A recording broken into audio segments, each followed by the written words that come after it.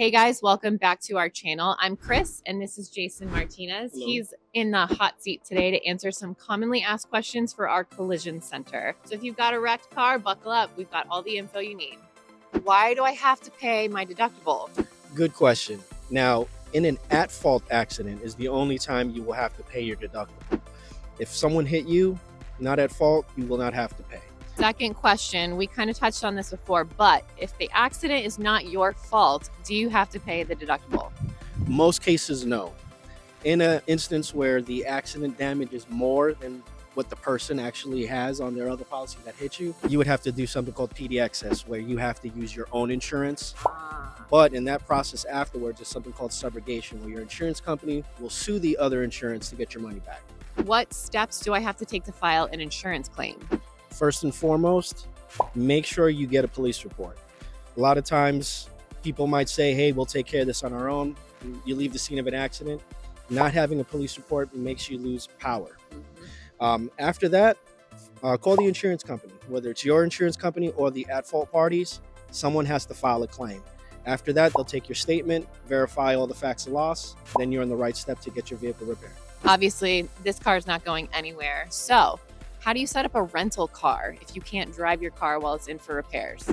Most insurance companies will set up a rental reservation with you when you file your claim. But if you have your claim number, we can help you with that. Once you get here, we'll make necessary phone calls to get whatever carrier your insurance company is using to get you your rental car set up, where you can pick it up here and drop it off when the repairs are done. Super convenient. When is my balance due for my repairs?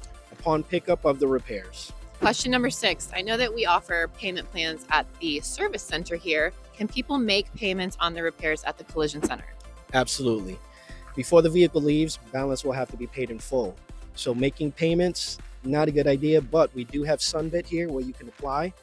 It's really easy, takes about 2 minutes, and the terms are very, very favorable. You can use that as a payment plan to get the vehicle out the shop. Excellent. Okay, so your car looks like this. Who decides if your car's a total loss? Every state is different. They have different total loss thresholds, but ultimately the insurance company is the one that decides if the vehicle is going to be a total loss. Can I keep my car if it's a total loss? Yes, it is advised against. It's called the total loss retention. Basically, it's like you're buying the vehicle back from the insurance company. So you're going to get a lot less money.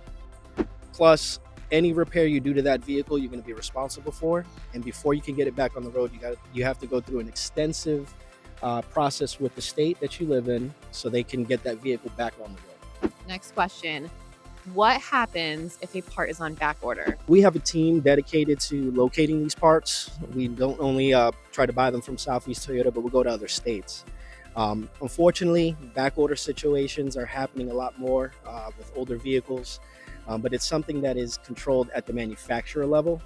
The shop, unfortunately, will not be responsible since we don't make the parts. Right. We'll do everything we can to try to accommodate a customer. And in other words, if it's something that we can put back on your car while we're waiting for the back order part to come in, we will do so. And if we have to cover a couple of days of rental while we're doing that, we can. But at the end, ultimately, it's between the insurance carrier and the policyholder. Good to know. Okay, so next question. Since this is a Toyota Collision Center, if someone gets their repairs here, will they get original OEM parts? That's a good question. A lot of people do assume coming to the dealer means original parts. Unfortunately, the insurance company will dictate what parts they want to put on your estimate. Now here, being that we are a certified Toyota dealership, we can price match most items. Okay. We would rather warranty our stuff than someone else's. So we do our best to accommodate the customer that way. But if the insurance company buys a subpar part and the price is too different and we'll let the customer know prior. Okay.